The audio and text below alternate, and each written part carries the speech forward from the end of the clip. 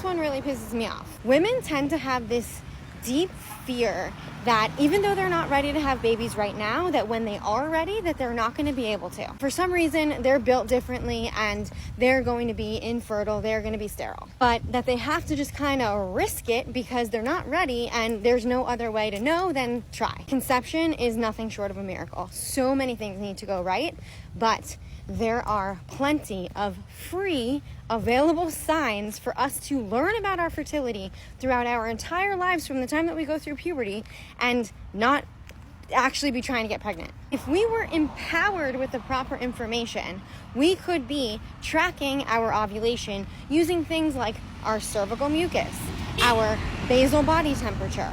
We could be recognizing the signs of ovulation and what symptoms they come with. We could be paying attention to the length of our cycle, our flow, the symptoms coming along with our cycle, and how our body reacts to it. But instead, we are taught that you might be able to get pregnant every single day of the month, so you might as well just abstain altogether or be on birth control, which actually completely prevents you from ovulating, and then you'll never know the signs of proper ovulation or a regular menstrual cycle because you're not having one. We are taught to hide the fact that we have our period, to plug it up so that you don't get blood on anything, not to talk about it, not to complain about it, and just to basically hide everything from the world so that you have to go introspective. All the while, we're walking around with this fear that we are not going to be able to do what we want to do one day just because we can't do it today.